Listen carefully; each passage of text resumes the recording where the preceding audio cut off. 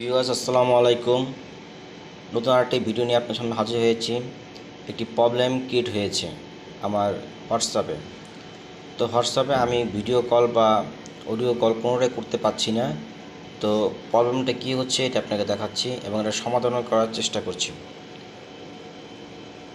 তো হোয়াটসঅ্যাপে ঢোকার পরে সাপোজ আমি এই ব্যক্তিকে কল দিব, এই কলে ভয়েস কল, এই মেসেজটা আসতেছে। তো এখানে যদি আপনাদের মতো যে আমার মতো যদি আপনাদের এরকম মেসেজ আসে, সেক্ষেত্রে আপনি কী করবেন?